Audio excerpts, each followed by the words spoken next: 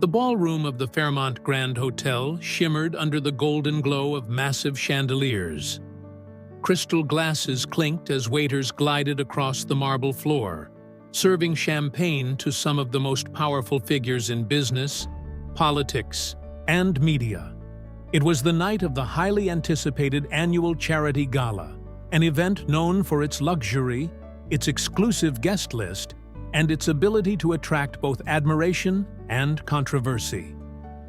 Among the many high-profile attendees sat an 18-year-old, Barron Trump. Unlike the others, he hadn't come seeking attention or making grand statements. He had been invited by a close family friend, someone who thought it would be good for him to experience the world of high society from a different perspective. Dressed in a classic black tuxedo, Barron blended into the background, observing rather than engaging. He had always been quiet, preferring to listen rather than speak. His piercing blue eyes scanned the room, studying the effortless conversations, the calculated handshakes, and the unspoken power dynamics of the elite. Tonight, however, he would not remain unnoticed. Across the room, the evening's keynote speaker, a renowned journalist known for his sharp wit and controversial opinions, stepped onto the stage. As the room quieted, a small smirk played at the corner of the journalist's lips. The crowd had been waiting for his speech, but no one, not even Barron himself, knew that before the night was over, the entire room would be holding its breath at his response. The audience applauded as the journalist adjusted the microphone, taking his time to scan the room with a confident smirk. "Ah, the elegance of a night like this," he began, his tone dripping with charm. "A room filled with the rich, the powerful, and, of course, those who just happen to be born into it." Scattered laughter echoed across the hall, though some guests exchanged uneasy glances. The journalist was known for his sharp humor, often walking the thin line between wit and insult. As he continued, his speech touched on current affairs, the media's role, and the nature of influence. His jabs were met with polite chuckles, but the room remained wary. Then his tone shifted. "And speaking of legacies," he said, pausing for effect, "let's talk about the youngest Trump in the room. You know, it must be tough growing up in a golden tower while the rest of us are just trying to survive Mondays." A ripple of laughter spread through the audience, but it was not unanimous. Some guests shifted uncomfortably in their seats. Others avoided looking in Barron's direction. At his table, Barron remained motionless. His expression didn't change. His fingers tapped lightly against the side of his glass. His blue eyes locked on the speaker with quiet intensity. But the journalist wasn't finished. "Imagine carrying a last name that sparks debates at dinner tables across the country," he continued, his voice laced with mock sympathy. "I mean, really, what's that like? Do you ever get tired of hearing your father's name before yours?" This time the laughter was thinner, hesitant. The tension in the room had shifted. Some realized the joke had gone too far. Others simply waited to see what would happen next. But Barron, he remained as still as ever, his expression unreadable. And yet, beneath the surface, something was shifting. He had a choice to make. Would he ignore it? Laugh it off? Or would he do something no one in the room expected? The last remark still hung in the air, lingering longer than the journalist had probably intended. The laughter had faded, replaced by an uncomfortable stillness that spread across the room like a slow-moving tide. Barron Trump didn't react, not immediately, at least. He didn't shift in his chair, didn't look away, didn't even frown. Instead, he sat there, calm and composed, his fingers still lightly resting on the rim of his untouched glass. The silence stretched. A few heads turned. Toward him, their curiosity piqued. Guests who had been engaged in quiet side conversations now fell silent, their focus shifting toward the young man in the corner. The once lively energy of the gala had shifted into something heavier, something more fragile. The journalist, sensing the unease, gave a forced chuckle and adjusted his stance. "Tough crowd," he muttered into the microphone, attempting to lighten the mood, but no one laughed this time. Some exchanged wary glances, while others pretended to focus on their drinks, unsure of what would happen next. The weight of the moment pressed down on the room, palpable and inescapable. Baron finally moved. With deliberate slowness, he set his glass down, the soft clink of crystal against the table unnaturally loud in the hushed space. He straightened his posture, his broad frame giving him an air of quiet authority beyond his years. Still, he said nothing. The journalist, now shifting his weight slightly, glanced around, as if searching for an ally among the crowd. He had expected an eye roll, maybe even a dismissive smirk, but not this complete and unshaken silence. Baron's stillness wasn't passive. It was controlled, it was intentional, and somehow it spoke louder than any words could. The tension in the room deepened. Even those who had chuckled at the joke earlier now felt its weight. A woman at a nearby table shifted uncomfortably, her hands folded neatly in her lap. A man near the bar cleared his throat, as if breaking the silence might lessen its intensity. But nothing did.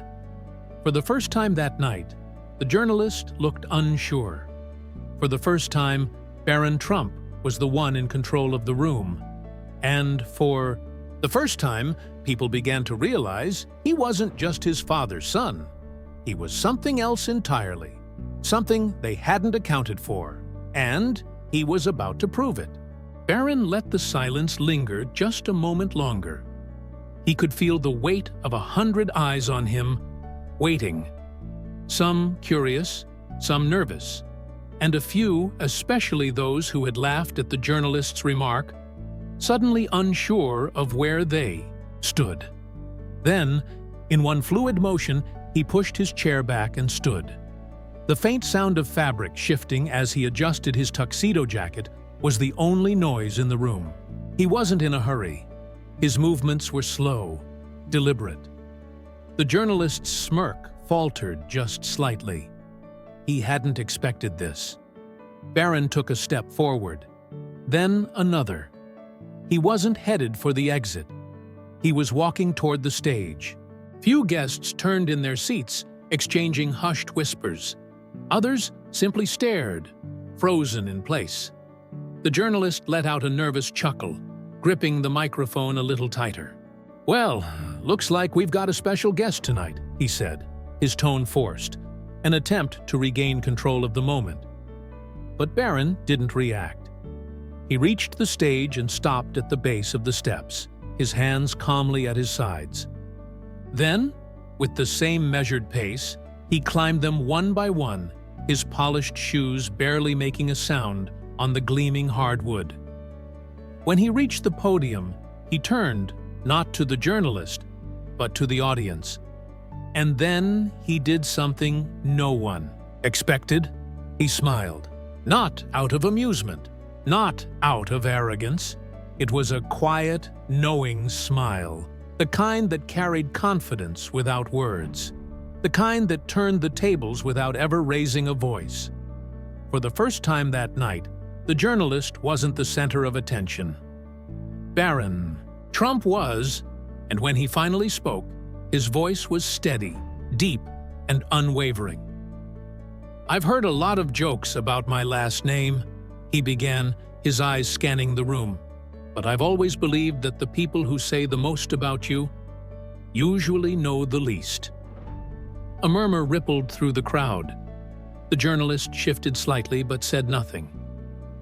Baron turned his head, locking eyes with him for the first time. "And I think you just proved that." The room fell utterly silent. The journalist's smirk vanished. His confidence wavered as Baron's words settled over the room like a quiet storm. Baron didn't rush. He didn't raise his voice. He simply stood there, calm, composed, and in control. "I've spent my life watching people like you talk about me and my family," Baron said. "You don't know me, but I know this: people would rather mock than understand. Assume than ask." The audience was motionless. Even the waitstaff had paused.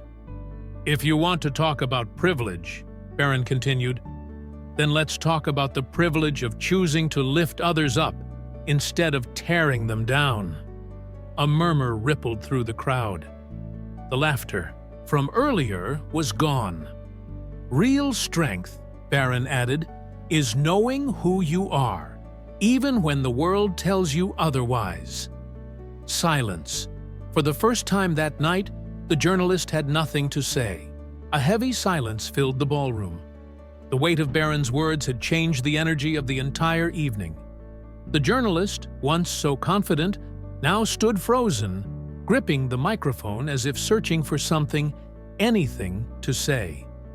But nothing came. Slowly, Baron gave him a slight nod, a quiet gesture of understanding rather than resentment. Then, with the same steady composure, he turned and walked off the stage. The room remained still for a moment longer. Then, as if awakening from a trance, the audience erupted into applause, not the hesitant, polite kind, but genuine, thunderous applause. Even those who had laughed earlier now found themselves clapping, not just for Baron's words, but for the dignity with which he had delivered them. The journalist finally exhaled, his face unreadable.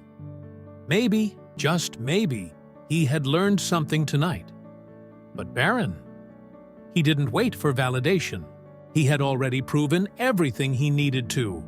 And as he returned to his seat, one thing was clear: he wasn't just someone's son, he was his own man. Sometimes, dignity speaks louder than words, and in moments of challenge, true character reveals itself. If this story moved you, take a moment to reflect on the power of resilience and respect. And don't forget to subscribe to our channel, like this video, and turn on the notification bell so you never miss another inspiring story that challenges, uplifts, and reminds us of who we truly are.